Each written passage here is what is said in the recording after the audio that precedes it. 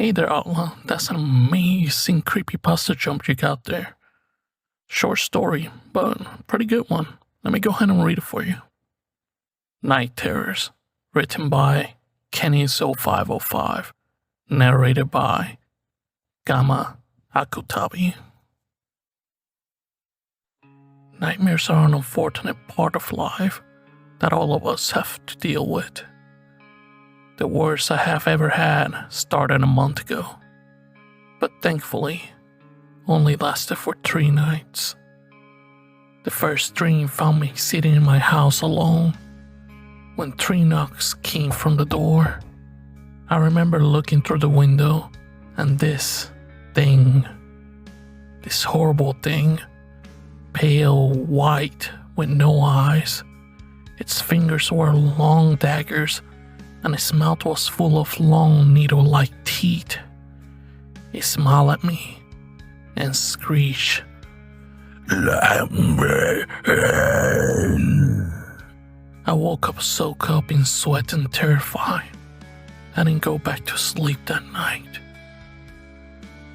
Going about my day, I tried to forget about the night terror, but it seemed like every time I blink, I caught a quick glimpse of that otherworldly monstrous smile.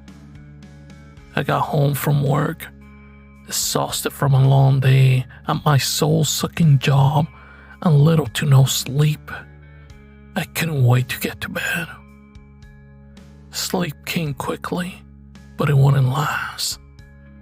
I found myself in a familiar situation, alone in my house with 3 knocks at the door. I got up and went to the door, but this time I didn't look out the window. I knew what was on the other side. It cackled as I stood there. Then it screamed, "Let me in, let me in, let me in." I shut up in bed. There will be no sleep tonight either. I got up and made coffee and thought about how much work was going to suck. Knowing it was lack of sleep, all throughout the day I felt like I was being watched and could catch movements where there shouldn't be. My God, I need some rest. I stopped off on the way home and got sleep aid, good Kentucky bourbon. And as soon as I got home, I drained the pint.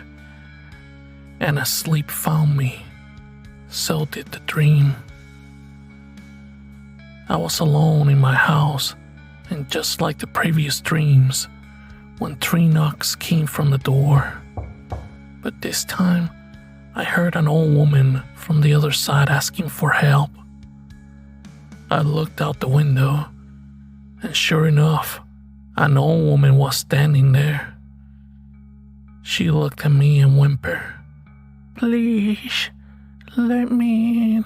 I'm so cold out here, and I just want to go in." I opened the door and immediately regretted.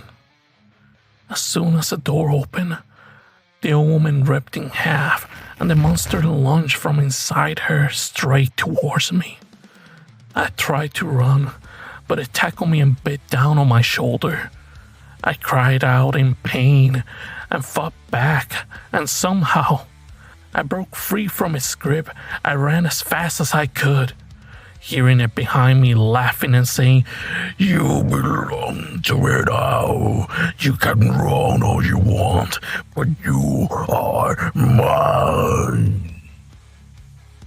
I reached the back door and threw it open, but instead of being in my backyard, I was in my grandfather's living room. The feeling of fear faded as I heard my grandpa's voice calling, "Come sit a while. I haven't seen you for some time." I sat down next to him, and we discussed everything from deer hunting to fishing and talked about the good times we had. It felt nice to get to see him. "I sure have enjoyed getting to see you, son, but it's time for you to go back." Before I could say otherwise, I woke up, but I wasn't in my house. Confused, I tried to rise when two men grabbed me and helped me to my feet. I was in a church, and the two men, well, one was the pastor and the other a deacon of the church. I had a million questions, but before I could ask, the preacher spoke. "Young man, you're very blessed. It looked green for a while. I didn't think we will rid that demon from you." "Demon?" I questioned. "Yes, sir. Demon. It was a nasty one. Luckily, it gave up its name, or we may have never driven it back to hell." "How did I get here? How did y'all find me?" He looked at me with serenity in his eyes, then said, "You need to thank your neighbor. She heard all the commotions and growls coming from your house, and she could have called the law, but she knew they couldn't give you the help you needed. If not for her, you will still be in a hospital, still under the influence of the demon." It all makes sense now. I let it in through my subconscious. And my grandpa, well, he had passed away a week before the dreams. He and I had been close.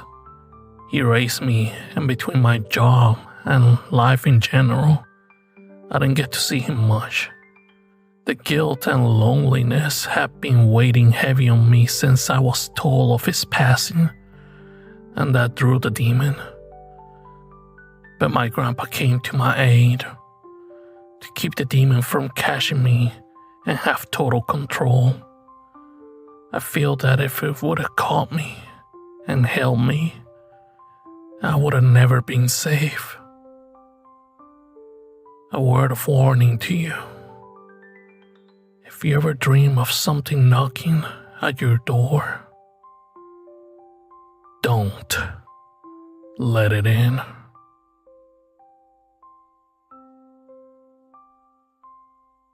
And that's today's story, Outlaw. I hope that you like it. This is a story I've done on a collab for Lady Spookaria before, and I realized I have never done it for the channel. I still love this story. It's short, sweet, and kind of sentimental, especially if you're attached to your grandparents specifically. Well, if you enjoyed it, please leave a like and a comment. And most importantly, if I earn it, subscribe to the channel. What are you waiting for? And like always, I see y'all on the wasteland.